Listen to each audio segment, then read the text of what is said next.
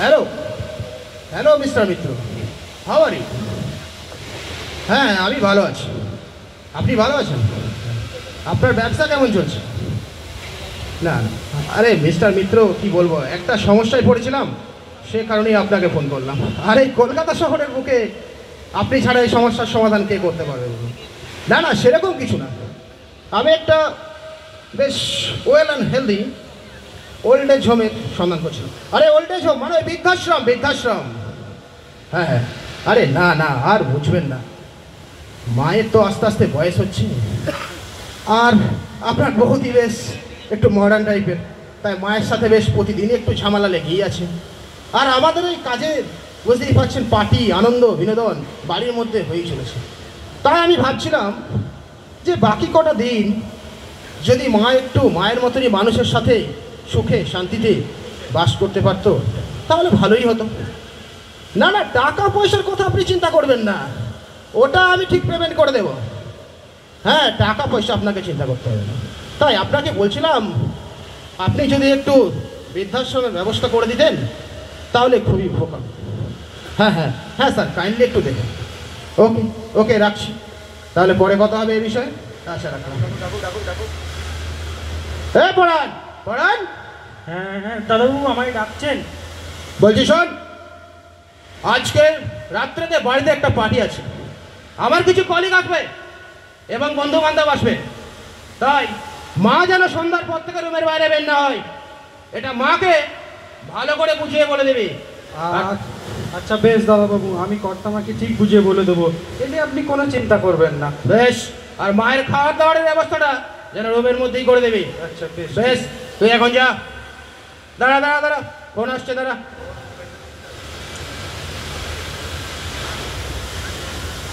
আরে মিস্টার মিত্র, না না না, ব্যস্ত নেই ব্যস্ত নেই, আমি তো আপনার ফোনের অপেক্ষা দিয়েছিলাম। হ্যাঁ হ্যাঁ, বলুন বলুন। হ্যাঁ, পেয়ে গেছেন?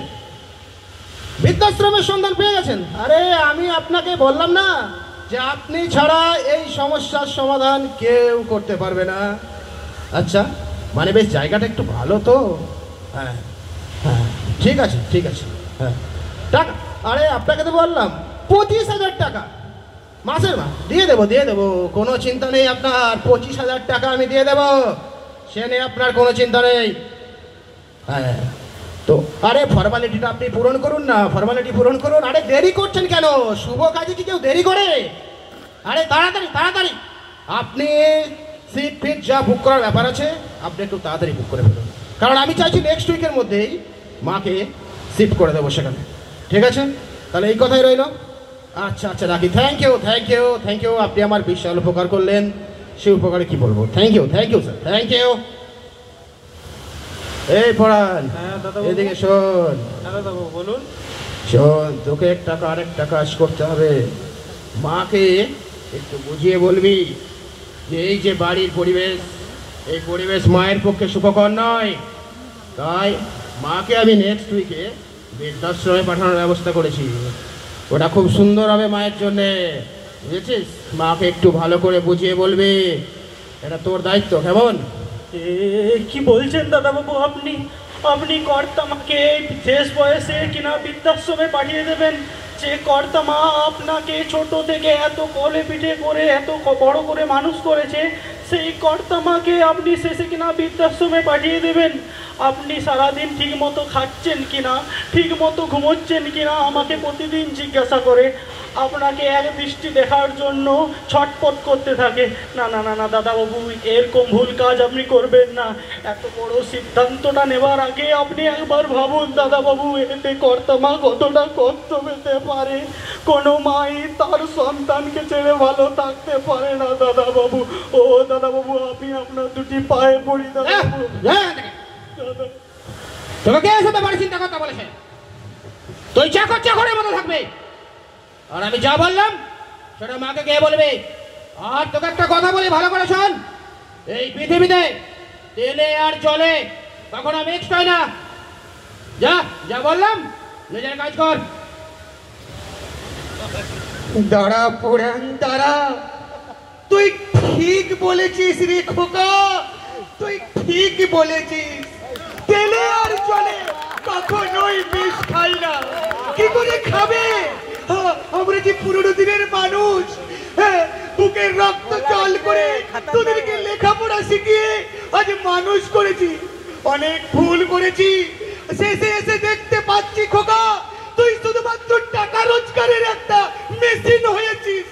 মানুষ হইসনি রে খোকা, মানুষ হইসনি।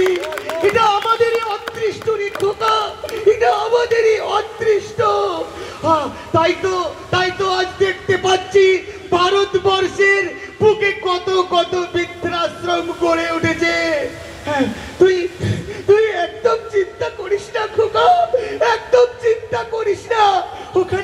ওখানে আমি খুব ভালো থাকবো রে খোকা, ওখানে আমি খুব ভালো থাকবো। কারণ তোর মতো পয়সাওয়ালার ছেলের বাবা ওখানে তো অনেক আছে। আমি ওদের কাছে খুব ভালো থাকবো খোকা। তুই ভালো করে থাকিস খোকা, ভালো করে খাওয়া দাওয়া করিস, সময় মতো সব কাজ করিস খোকা। তুই যা খোকা, তুই যা। কর্তমা, কর্তমা।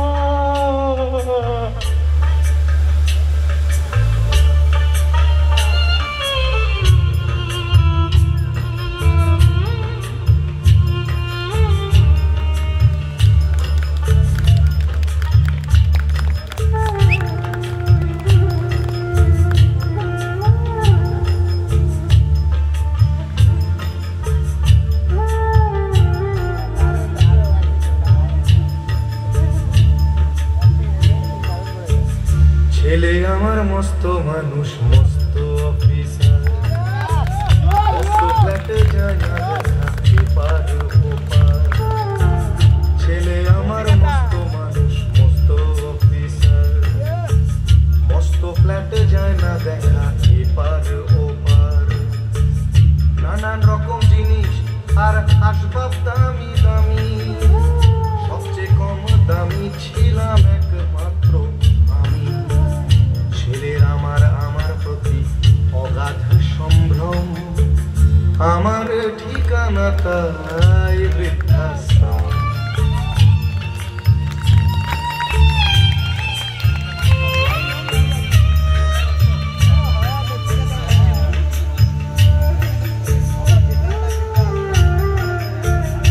আমার ব্যবহারের সেই আলমারি আর আয়না, ওসব নাকি বেশ পুরনো ফ্ল্যাটে রাখা যায় না। আমার ব্যবহারের সেই আলমারি আর আয়না, ওসব নাকি বেশ পুরনো ফ্ল্যাটে রাখা যায় না। ওর বাবার ছবি ঘড়ি ছড়ি বিদে হলো তাড়াতাড়ি, ছেড়ে দিল কাকে খেলো পোষা পুরো ময়না। স্বামী স্ত্রী আর অ্যালসেশিয়ান জায়গা বড়ই কম, আমার ঠিকানা তাই বৃদ্ধাশ্রম।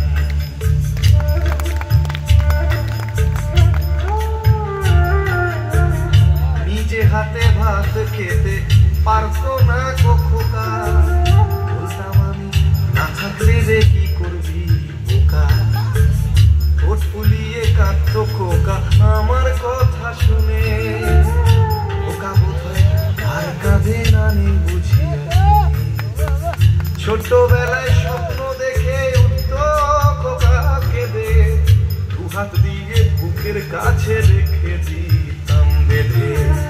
দুহাত আজও খোঁজে ভুলে যায় যে একদম, আমার ঠিকানা এখন বৃদ্ধাশ্রম।